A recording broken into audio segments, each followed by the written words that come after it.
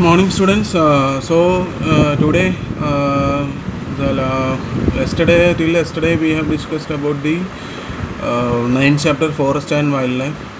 So now we will move to the next chapter, that is 10th chapter, agriculture. Why I am taking this whole geographic chapter? Because you studied all these things little in the ninth standard. Okay, so that is what I am taking all these geography chapters. This history and economics I will discuss in the class. The status classes are starting. So India agriculture. Since ancient times, agriculture has remained a prime economic activity of most of the people in India. Even today, also main support for the Indian economy agriculture. Agriculture is an important resource of India. About 60% of the labor power is engaged in agriculture. Underline. About 60% of the labor power is engaged in agriculture. Besides supplying food to the people of India, raw material for many industries also comes from agriculture. Agriculture occupies about 22% of the national product. Underline that. Agriculture occupies 22% of the national products. Crops and other farm products hold about 18% contribution in the export which earns foreign exchange. In India, the Indian economy is mainly dependent on agriculture. India is an agrarian country. Underline. So these you have to underline. The last three sentences you have to underline. Crops and other farm products like hold about 18% contribution to the export. Means the crops like cotton and these other crops like wheat, paddy, etc. They are contributing 18% in export with the human foreign exchange. Earns huge foreign exchange. Means foreign exchange means what? Exporting means exporting the products through the foreign exchange of money. The Indian economy is mainly dependent on agriculture. India means our economy is earning more money with the agriculture, and India is a agrarian country. Okay, India is a developing country. That is what. Then that last three sentences and about 60% that also you have to underline. Then next paragraph. In most of the areas in India, 2 or more crops annually can be taken due to the factors like fertile plains, favorable climate for round the year cultivation, irrigation, skilled and hardworking farmers, etc. Even then, the programs in the field of agriculture is not sufficient. The Indian farmers are generally poor and uneducated. Agriculture product in India is much less compared to the world due to the reason like inadequate facilities of irrigation, irregular and uncertainty of rain, more population, larger families, smaller farms, no interest in experimentation, less usage of chemical fertilizers, modern machinery and scientific approach of cultivation, educated mass opting away from agriculture, the so-called lower status of agriculture in the society, etc. So underline that agriculture products in India is much less compared to the world due to the reasons like what are the reasons for lacking the agriculture. These all are the reasons. Means regularity, irregular and uncertain of rain, more population, large families, smaller farms, no interest in experimentation, less usage of chemical fertilizers. Means suppose you are educated, suppose you have completed your graduation, you are completed your post graduation, etc. like that, you are going to do the farming or agriculture? No.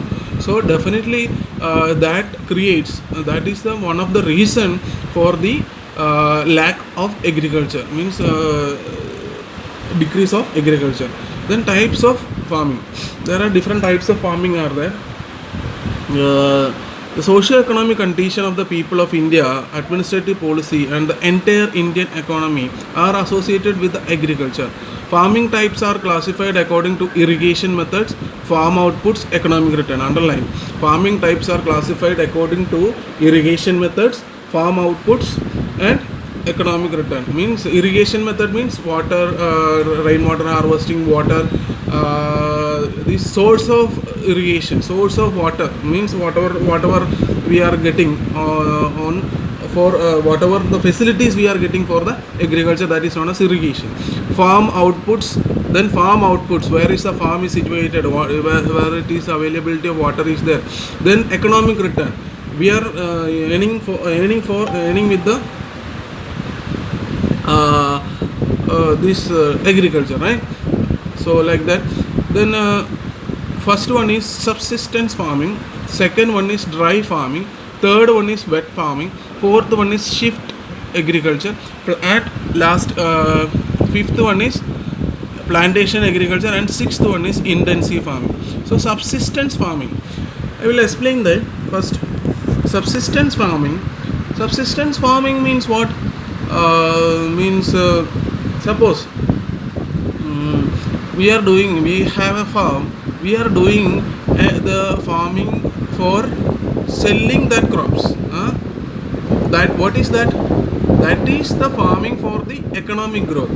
Means subsistence farming means if we are farming for our own purpose, means for the subsistence of our life, for living our life, whatever we are thinking, whatever we are making through the farm, the crops cultivation, cotton and paddy, etc. like that, this wheat, etc. like that, whatever we are making, that we are only using, that is known as subsistence farming. So I will read.